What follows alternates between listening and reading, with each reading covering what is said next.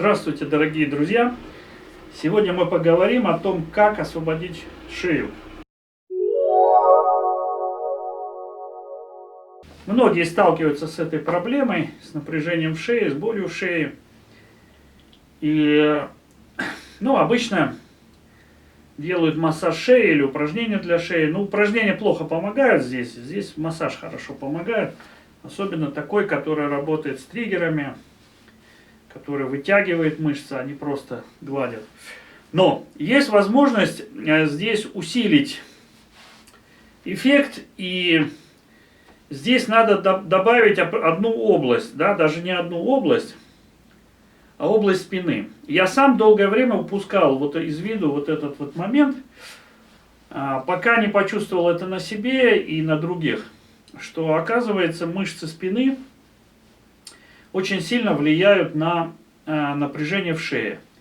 К сожалению, Майерс об этом ничего не упоминает, хотя это влияние полностью подпадает под мышечные цепи. Да? Поэтому мы сегодня создадим новую мышечную цепь, о которой Майерс не рассказывает, а рассказывает о тех цепях руки, которые не влияют на шею вообще. Итак, если вы хотите освободить шею, да, то помимо шеи необходимо массировать спину. Но нигде попало, допустим, это 7-й позвонок, а в определенных местах. Потому что сделать всю спину это очень долго. Очень долго. И очень трудно, часто бывает напряжение. Вот здесь где-то посередине лопаток есть 6-й грудной, да? Вот 6-й грудной позвонок, а это 7-й шейный. Так вот, очень много мышц шеи как раз крепится, например, полуостистая, к 6-му позвонку, ременные мышцы и так далее, и так далее. Я не буду перечислять всех, покажу картинку. В общем, до 6-го грудного позвонка идет крепление мышц шеи. И именно этот участок часто бывает перегружен. Вы можете легко это проверить, если вы вот так сделаете, выпрямитесь и вот так нагнете шею, потянете, да? И вот я когда так делаю или просто вот нагибаю, я чувствую, что у меня вот этот участок, он туго растягивается и он напряжен. Почему это происходит? Потому что когда голова выдвигается вперед, например, из-за сутулости, да, мы имеем вот такую вот, допустим, сутулость, то что происходит? Чтобы держать голову, надо работать мышцам шеи. И они перегружаются не только вот здесь, на этом участке, где обычно работают массажисты, но они перегружаются еще ниже. То есть вот от 6-го и до затылка весь вот этот участок, он весь перегружается. То есть поэтому надо работать вплоть до 6-го грудного, вдоль позвоночника. И это очень здорово помогает освободить шею. Да? Вы можете это почувствовать, если вот вы делаете массаж. Но это еще не все. Это еще не все. Можно видеть, что оказывается нижняя трапециевидная мышца также вносит очень сильный вклад, большой вклад в то, что шея вот тугоподвижна, напряжена, болезненна и так далее. И давайте мы рассмотрим почему.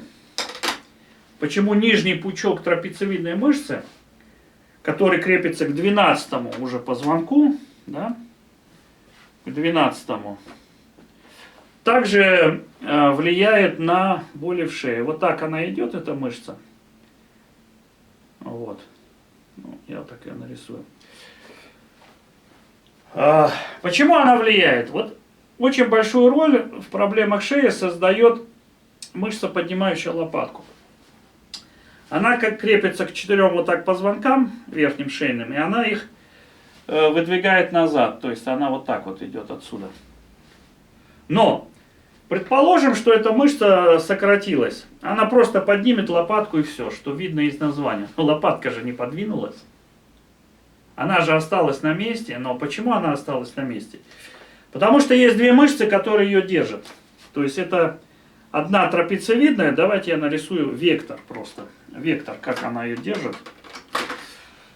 То есть один вектор идет сюда, а другой вектор идет вот сюда. То есть это зубчатая и трапециевидная. Получается, что у нас получится вот такая вот система.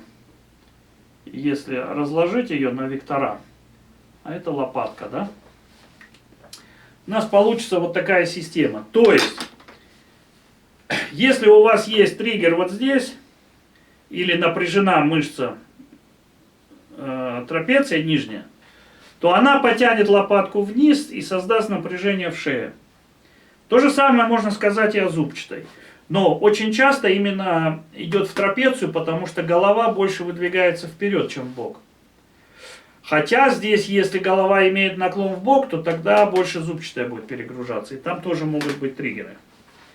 Вот, поэтому мы будем иметь вот такую вот мышечную цепь. Мышца, поднимающая лопатку, и трапециевидная мышца. Также еще здесь и верхняя трапеция тоже может участвовать. И получается у нас вот такая вот мышечная цепь. Поэтому для того, чтобы освободить шею, нам нужно обязательно освободить нижнюю трапецию. Это не всегда, но это очень часто.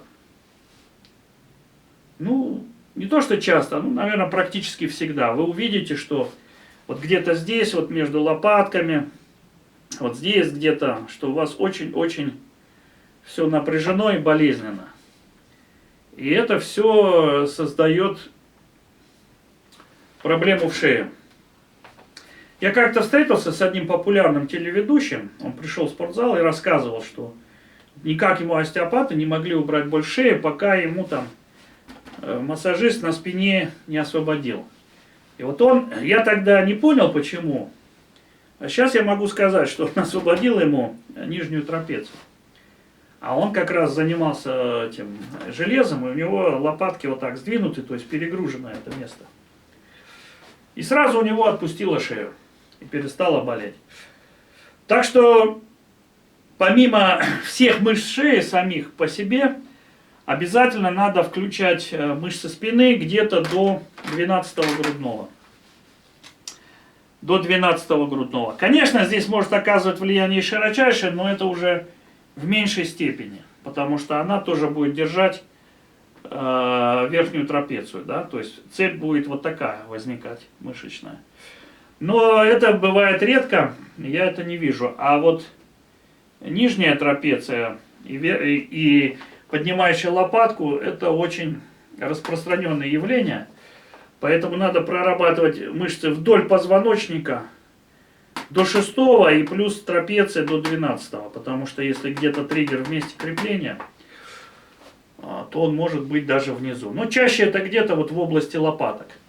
Поэтому часто освободив вот в область лопаток, вы освободите шею. В общем, это вам вот такая шпаргалка. Если у вас не получается освободить, снять проблему шеи, то обязательно работайте вот так со спиной, и это даст очень большой и хороший эффект.